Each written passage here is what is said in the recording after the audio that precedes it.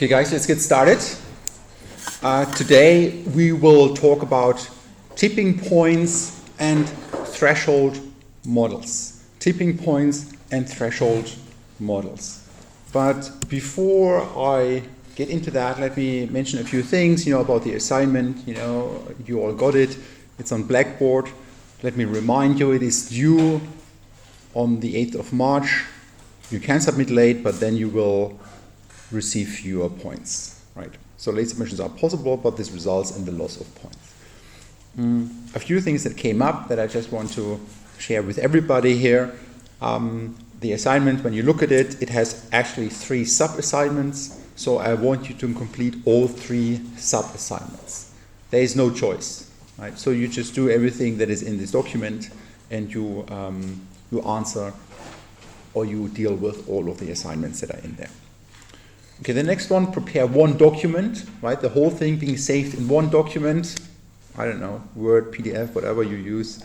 And that's the one that you upload, right? So in Blackboard, there's this upload possibility. You're in assessment where you click your way through. There's this upload dialog, and it allows you to upload one document. So in this one document, you have your completion of all 3 sub-assignments, with some subheadings in there, so I can see which part belongs to which part of the assignment, right? And they are sort of, there are different parts of the assignment. So you see, when you look at it, they do not necessarily flow from the one to the other. Okay, well, I only set a minimal word limit. Yeah, so that's sort of the thing, that the minimal requirement that I have. Everything beyond that, I don't want to limit your guys' creativity, or I don't know, if you guys are excited about something, shoot ahead. Don't submit me a book. I need to read it at some point, right? But I don't want to limit you here.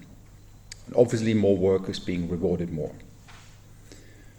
Submit through Blackboard, and in case you have some problems with the submission, the person who can help you is our undergraduate administrator, Deirdre. She reminded me that you should feel free to send her an email if you have any problems with the technical aspects of the submission, or if anything doesn't work out or so on, right? So she's the person to contact here. Okay, so I'm looking forward to get your assignments and to have a look at them. So now let's get started with today's lecture about tipping points and thresholds. Tipping points and thresholds. And these are sort of roughly the 4 things I want to talk about today. Let's see how we get through that. First one, I want to spend a little bit of time about what I call the big and the small. The big and the small. It's essentially this thing that we observe, that big events might not necessarily, or big changes might not necessarily have big causes, right? Often our tendency is to think that when there's a big change, something huge happened, that there must have been something huge that caused it, right? That's sort of our natural thinking. That's sort of how our intuition goes, right? Obviously, things should be proportional to each other. But here I will outline that this does not necessarily have to be the case. And actually often it's not the case. Often very small things can trigger very large outcomes and lead to very large things. And that's sort of, it really challenges our thinking, because then if you take this argument, if you pick this up, it brings you into a scenario where let's say in one case you have a protest movement being successful, and another one it's not successful. If you pick up onto this idea of the big and the small, and one thing triggering the other, and so on, you realize that maybe these 2 movements are not that different from each other at all, right? And the fact that the one was successful compared to over the other, it's a minute difference. It's a tiny difference. It could have as well been successful. And that's sometimes a little challenging, because it leaves us a little dissatisfied, because often we think, okay, we want to distinguish why something's happened in the one case and not in the other one, and so on. But when we get into this big and small idea, you realize that maybe we need to rethink that. That doesn't mean that we have to wave our hands, that we should give things up. And that's sort of where then with the tipping point, with the thresholds, we get into that. We can still study these kind of things. And that's when it becomes really, really fascinating. But it also has, I think, some far-reaching implications. When you are a policymaker and you want to know why did something happen, why is there a successful integration of troubled kids in one neighborhood and not in another one, right? And then you would spend a huge government spending program on integrating kids in their local community and so on, while in fact it has no effect, because you wrongly assume that there's a proportionality here, while in fact there isn't. Okay, but we will come back to these things, and I introduced tipping point, what that actually is. That was sort of the reading for today. The first few pages of the Gladwell book. It's one of those books that you pick up at the airport and you read it through, and it kind of fascinates you. And then I get into thresholds. Thresholds is or threshold models associated with Mark Granovetter. But we come back to him later on, how these things work. And then at the end, networks is basically I'm not talking about networks in general here, but networks in the context of threshold models, where people basically took what Granovetter had developed and thought about how does this whole thing look like when we think about individuals being embedded in certain network structures. But let's see how far we get with that, and let me first start with what I call the big and the small. The big and the small. Right? So, there are all these stories, and probably you know more of them as well, where we see something suddenly being successful, right? There was nothing before, and then at some time it becomes fashionable. Actually, fashion is a good example for that, where almost overnight something happens. And one example that Gladwell outlines in his book was these hush puppies. I don't know if you remember those things, sort of shoes, sort of a shoe brand. They were almost bust in '93. Nobody cared about these shoes, and then almost overnight, those shoes multiplied their sales by a factor of 20. It just completely exploded. It just went really up. Right? So what had happened? Somehow, actually, it became cool in New York to run around with some hush puppies. Some folks picked up on that. Then some other designers picked up on that. It became fashionable. It sort of entered the realm. Everybody saw it, and the whole thing completely exploded. And suddenly, this company made the money of their life. Right? So it was just. And then they asked the managers of this company, what did you do? Right? And they honestly said, we didn't do anything. We didn't do anything. It just happened, and the whole thing just moved there. Another example that I have, these are old things. That's a fax machine. You know what that is? It's sort of you scan something in, it's being sent. Before we had emails and all these things, people used fax machines, and. But the funny thing is, I never used a fax machine. I'm not that old. Fax machines, they suddenly were there, right? There were sort of only a few fax machines in the world in the beginning of the 1980s and 83. And then 1984, it was the year of the fax machine. The whole thing completely exploded. All the companies went into the fax machine and so on. And you can already get an idea about how this thing could have happened, right? If nobody else has a fax machine, me having a fax machine doesn't make a lot of sense either, right? Because then I cannot send this to anybody. But as soon as everybody has a fax machine, well, it really makes a lot of sense to have a fax machine, right?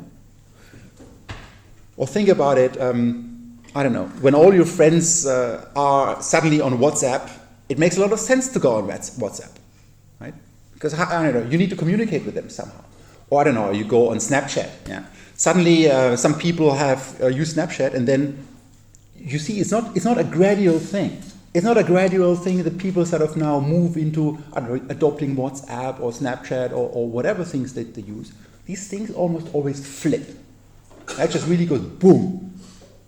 I remember the time when, I grew up in Germany. I remember the time when Facebook was introduced in Germany. It's not too long ago. They didn't enter the market for quite a while. So there was this other social networking site that nowadays nobody cares about anymore, right? So Facebook came into play. Of course, they're sort of the big player. But then the whole thing really flipped. The whole thing flipped within a very short period of time. It was less than a year. Suddenly, going from the time where nobody was on Facebook, everybody was on this alternative platform, to everybody being on Facebook. Right? So the whole thing really, really flipped. Right? And a lot of social phenomena actually work like that. A lot of social phenomena work like that. And that's actually tipping. Yeah? That's a tipping phenomenon, where something tips and then it completely takes off, then it goes on. So this is sort of just some little examples to get you into this. But these things don't just work with, technology or, some shoes or whatnot. There are also other phenomena where we observe these. And now you realize how this actually might really challenge us in the way we think about social phenomena. So there's this huge puzzle that people still haven't really figured out why, right? Really, a lot of serious and good academics, sociologists and criminologists thought about that and are still banging their head against the wall. When you look at these are sort of now some figures about crimes per thousands in New York, right, in the United States in general. And there was this thing happening at the beginning of the 1990s that suddenly the crime rate dropped dramatically. You look at that, it went more than more than halved, right? Almost overnight. Well, in the large scheme of things, right? What had happened? Well, we still don't know. Something, there's different explanations, and people came up with all sorts of explanations. There are these guys, maybe you read the Freakonomics book, they have this idea that it actually has to do with the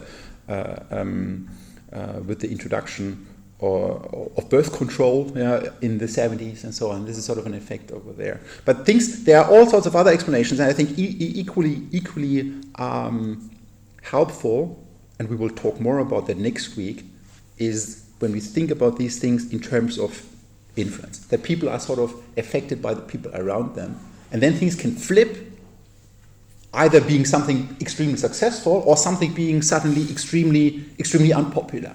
Right. That's sort of the same thing. You must have observed these things as well. Certain websites or certain services that you use, and nowadays nobody cares about these things anymore. Right? Nobody uses it anymore, and that doesn't make sense for you to use them either. Right? So sometimes things really flip, and it's not just with the adoption of technological innovations, but it can happen with something really real like crime rates here, right? As well. So where did all the criminals go? Yeah, where are they? What happened over the course of 2-3 years? Did they all suddenly die? Or what happened, right? Well, then some people say, okay, well, it was the crackdown. They went hard on criminals. But even that, it doesn't capture the whole thing, right? There's sort of other things that sort of play a role here. The point that I want to make here, and that's sort of the thing that really challenges us in our thinking a little bit, is that when something big occurs, some big changes occurs, we naturally tend to think that these changes were caused by something equally big. We often think there is some proportionality here, that things are proportional to each other. But now what these examples hopefully give you a taste for, or what sort of this whole lecture here is all about, or actually this whole course, so often there are no big causes. And things just seem to happen overnight, and there we are, right? And you see that, with technological innovation, or actually, fashion is another example. Suddenly everybody is running around with beards. Where do all these guys with beards come from?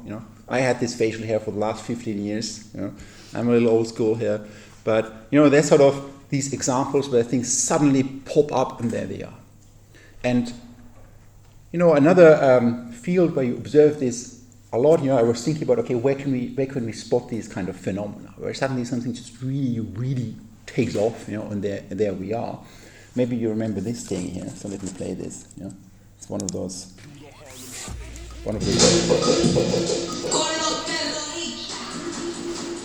internet hypes. Yeah?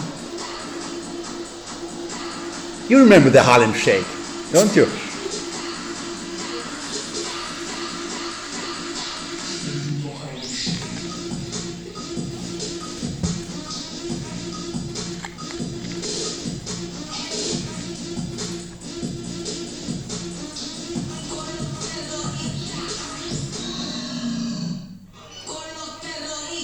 Okay, let's have one more.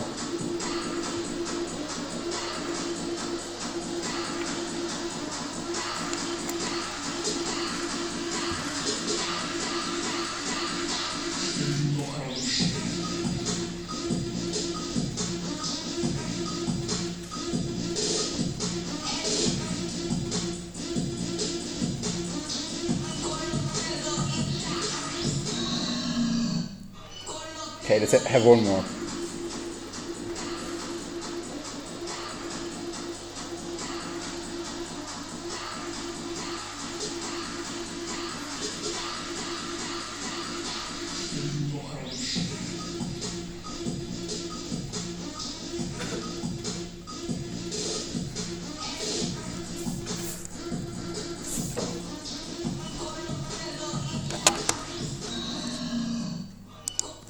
Okay, so what's the story here?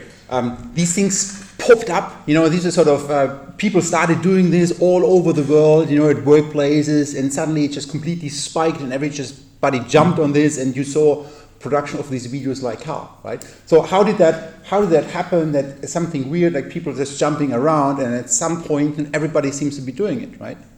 And that's just one example of one of the many internet hypes. I don't know, think about blanking, or think about where people kind of lie down and they look like a plank. It's sort of like this weird thing that people do, and they make photos of it, they make videos of it. Or think about the ice bucket challenge. Everybody just seemed to throw ice buckets over their head. How can it be that these things are suddenly so successful, right? And then you look at some other videos, you wonder, what is this guy doing? And nobody picks up on it, right? Now let's put this into the context of the big and the small.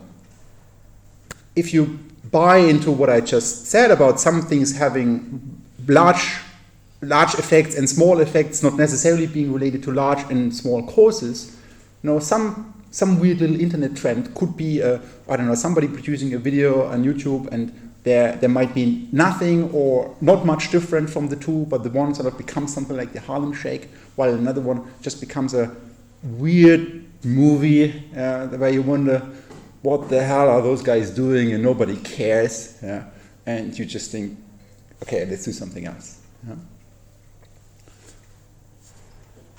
The challenge here is there something really substantively different about something like the Harlem Shake, right?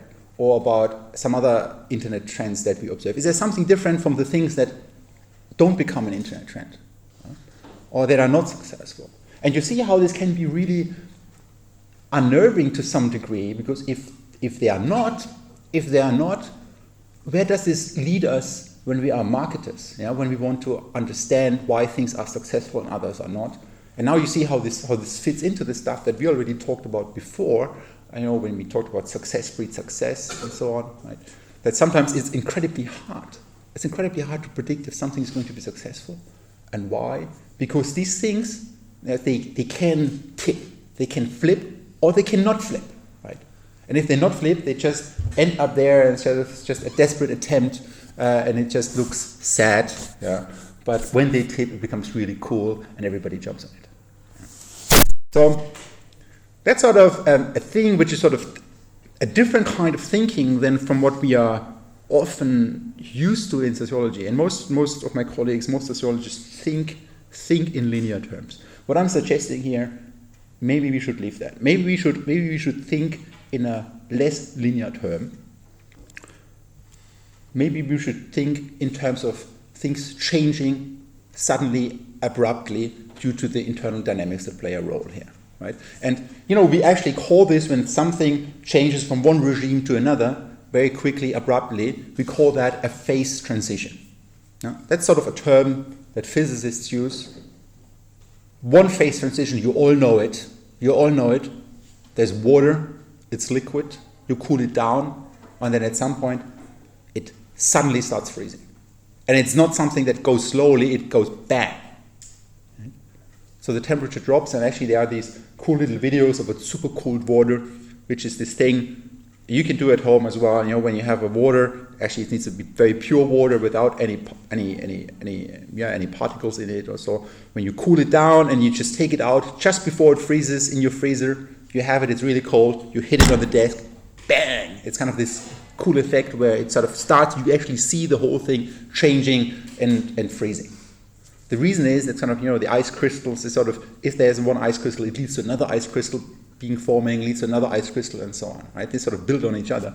And that's a phase transition, where something goes from one regime to another regime, from liquid to frozen, or from liquid to subliminal. So and often sort of we have these attractor points, right, where sort of we end up in the one or in the other, right? Okay, so that's sort of this idea about the big and the small, and things sort of might not necessarily being related with each other in a proportional way. Let's dig a little further into this. Let's dig a little further into this and think about tipping points. Yeah. So tipping points, maybe from this one you already see what I mean by a tipping point, or what we mean by a tipping point, right? So you have something leaning into the one thing, and then you just add a tiny little bit on the other side. What happens? Bang. The whole thing flips into the other direction, right? So there sort of can be a tiny little change. And think about that kind of, maybe you are at the one end of the scale, you add a tiny little thing onto the one side, nothing happens. You add a tiny little thing to the one side, nothing happens. And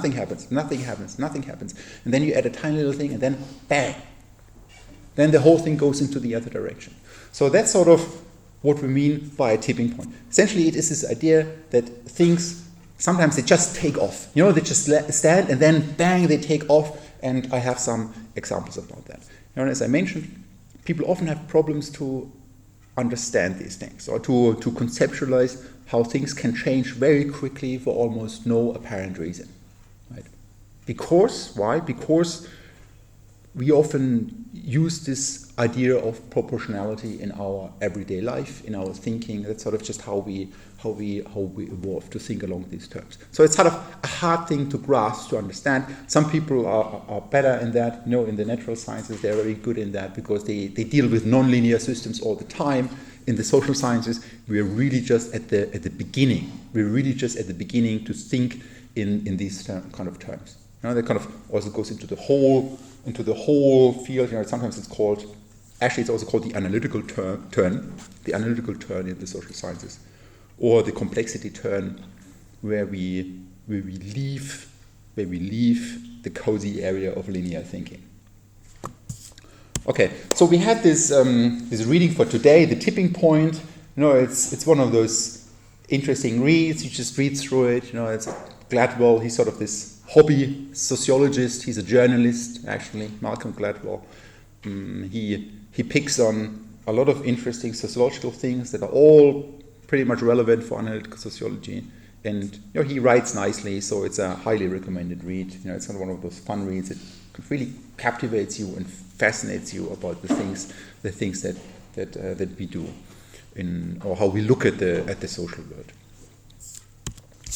So a tipping point, let me have a definition here based on Gladwell. A tipping point is the dramatic moment when little causes drive the unexpected, when little causes drive the unexpected to become expected and propel the idea of radical change to certain acceptance. Right? So something just, as I just said, adding a little thing, that's sort of the point when you reach it, when you add a little thing, then the whole thing changes. That's sort of when you reach the tipping point. But we have some more examples about that, and maybe thinking about that in other terms can help you to grasp that as well. So let me first introduce some examples.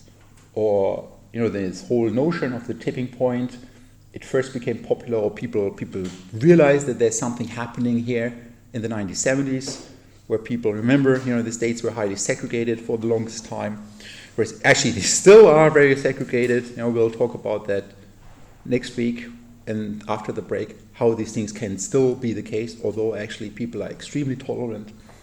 But people observed this strange phenomena about neighborhoods, you know, like whites and blacks living in different parts of the city. And they noticed that when the number of blacks in particular neighborhoods reached around 20%, suddenly all the white people would leave.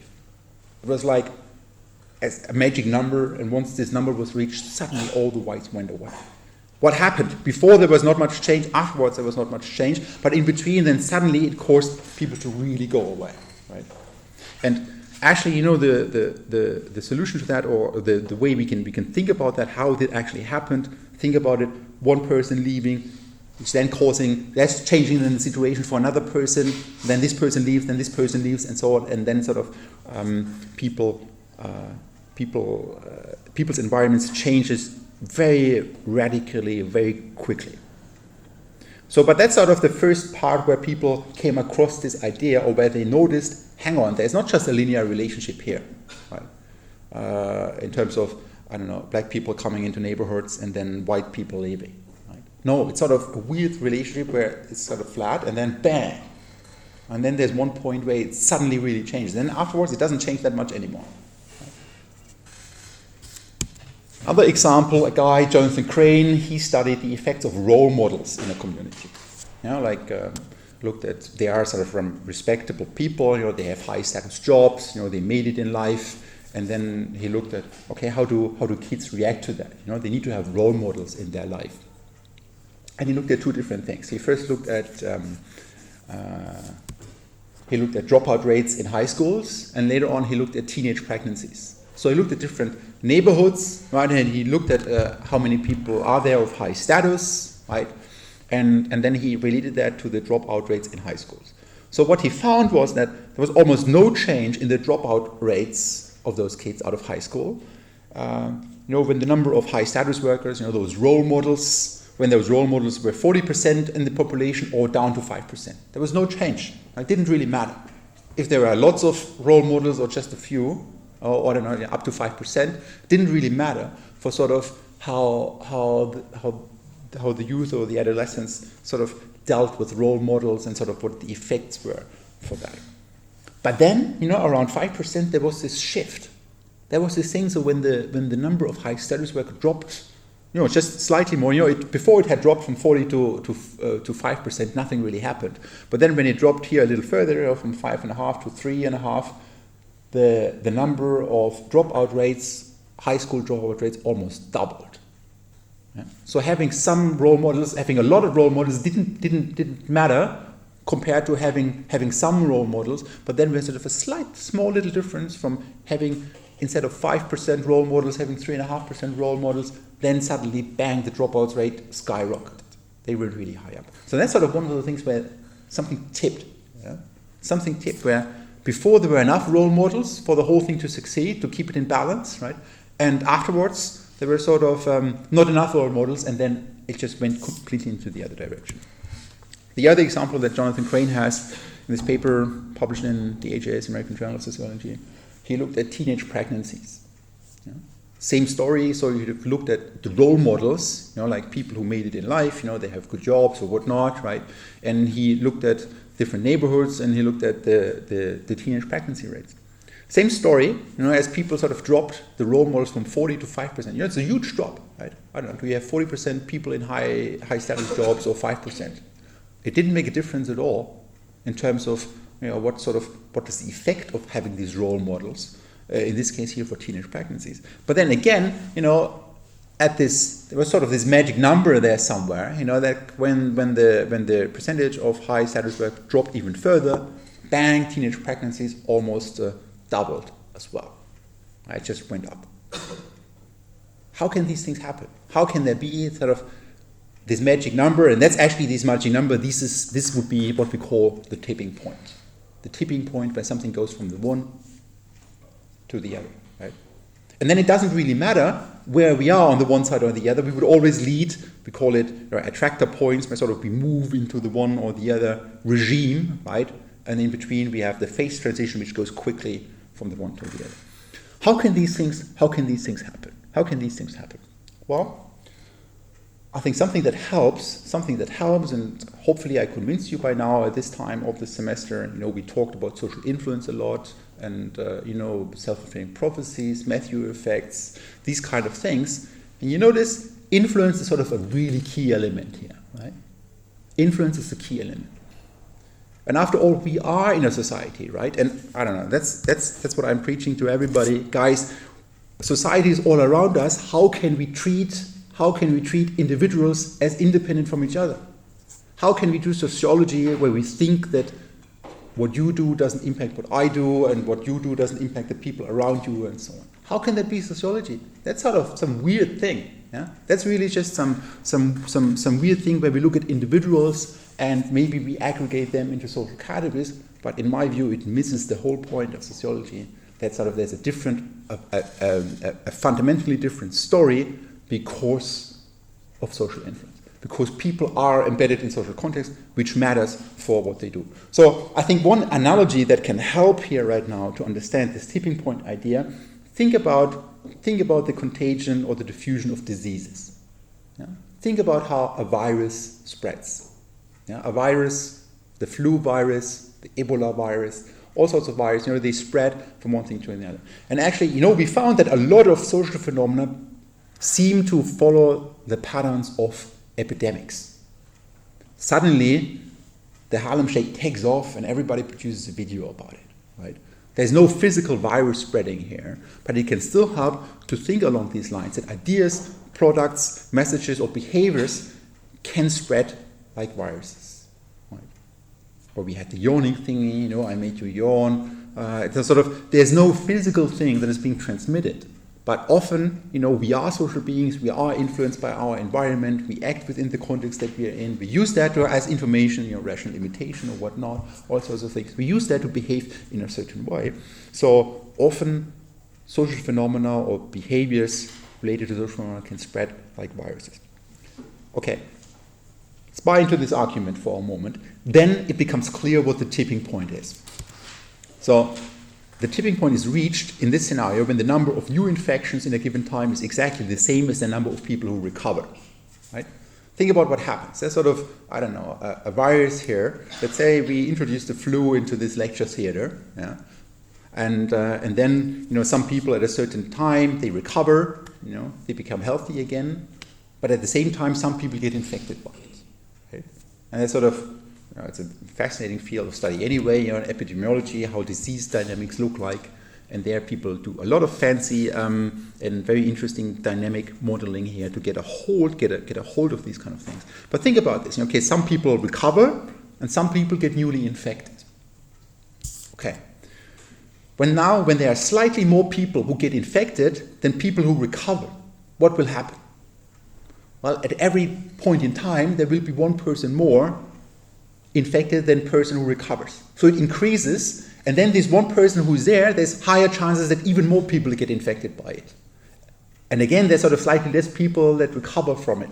So again, there will be an increase of more people at the next point in time who then can spread the virus and so on, right?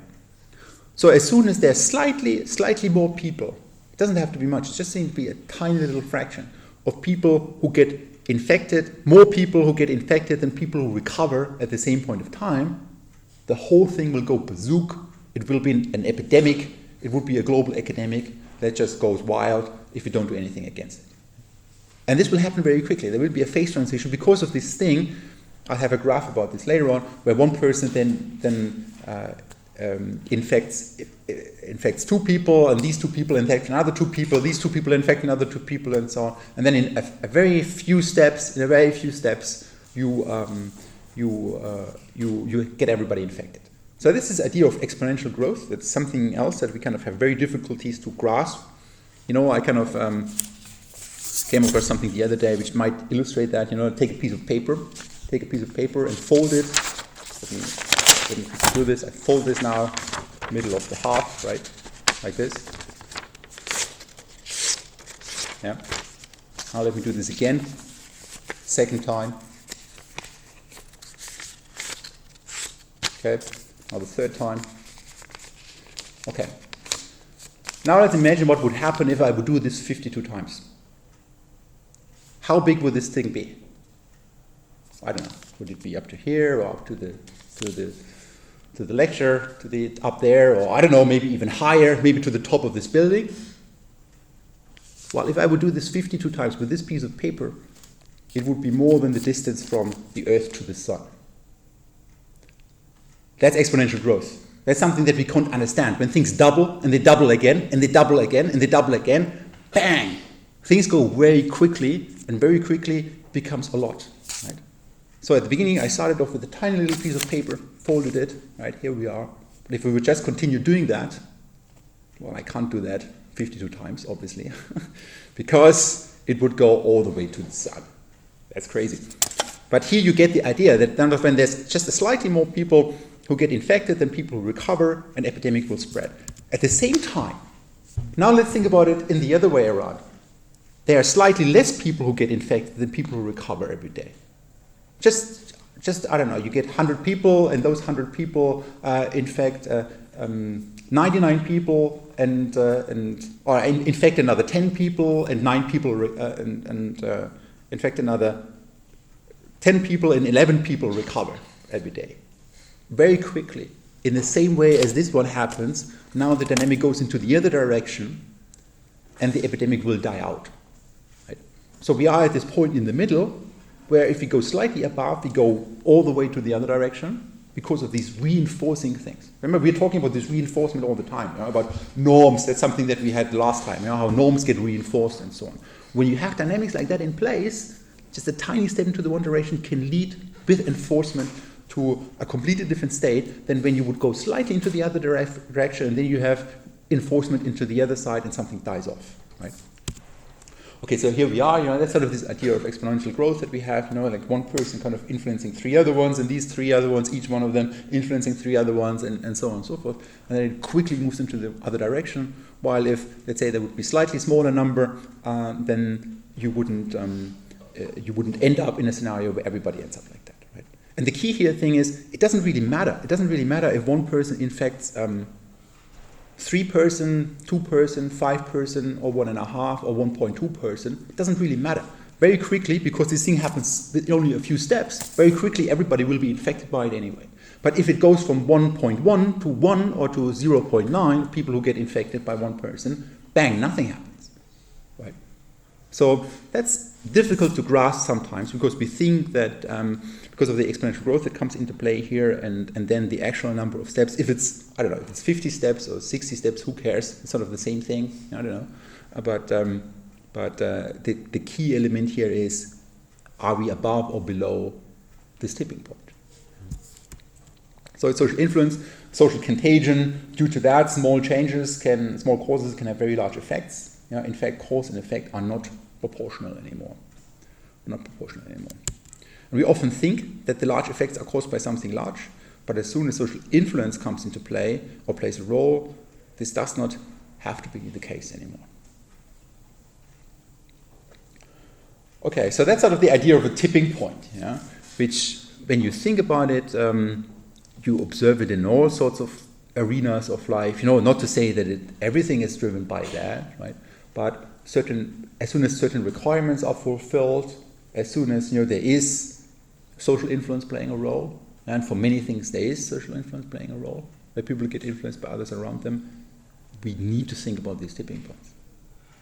Because if we ultimately want to understand why are there and that's sort of the ultimate goal of analytical sociology, why are there these macro level phenomena that we observe? Why is there something at the societal level? Why is there a social inequality?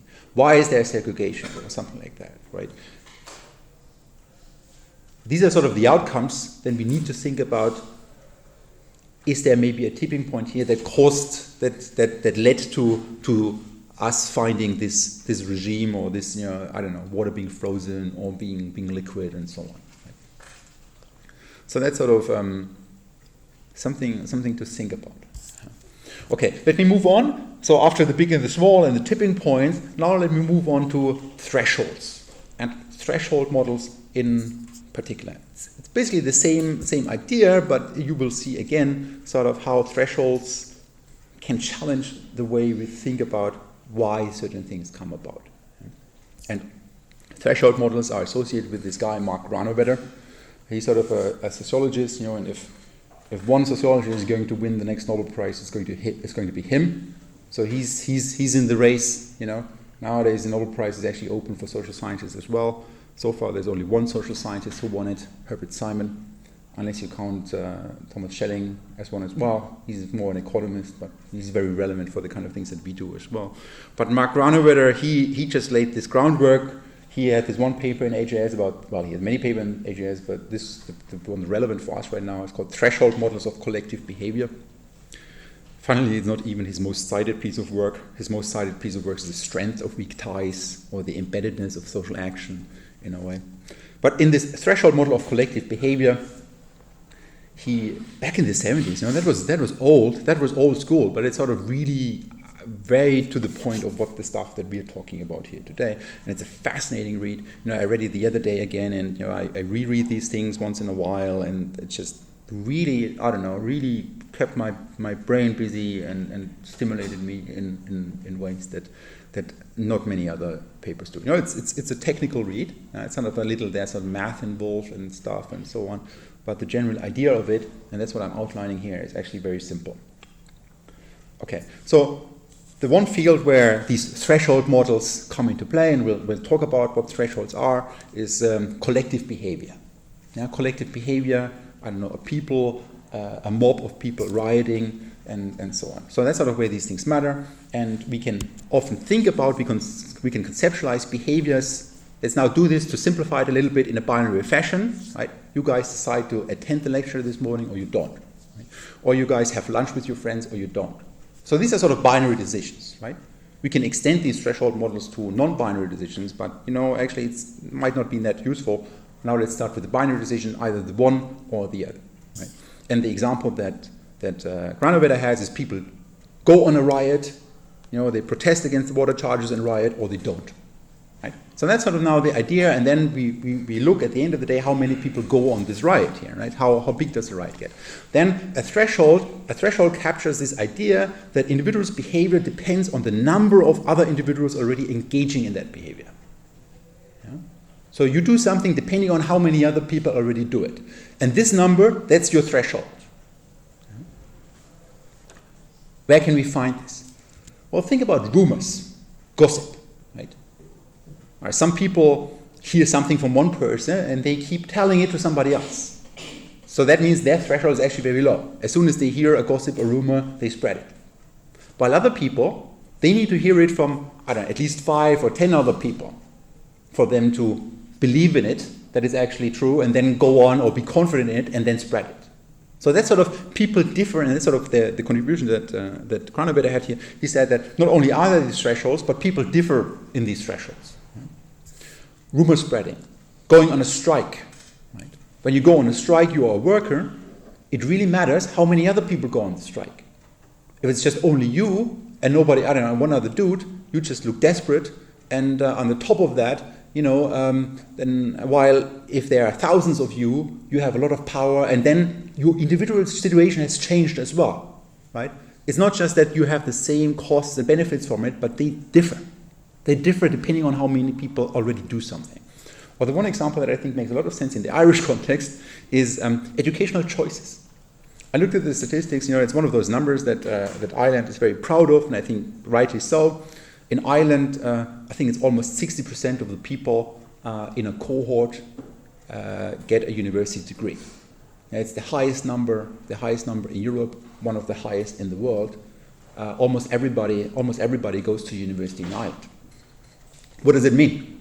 Well, if you don't go to university in Ireland, you have a problem, because everybody else goes to the university. Everybody else gets a fucking degree.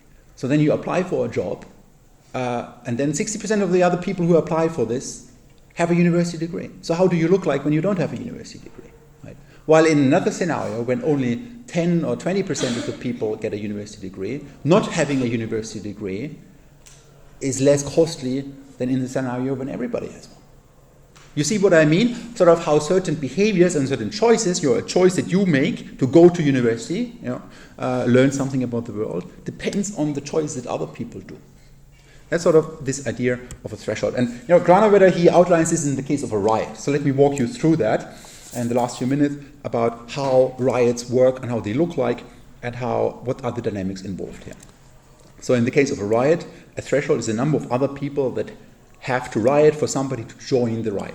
And that's sort of this threshold idea. That's sort of the limiting factor. Okay, now let's illustrate this in this way. So now let's say people differ in their thresholds. Some people would just riot regardless of how many other people riot, and other people need to have a certain number of people to riot. And that's sort of now what these numbers here portray.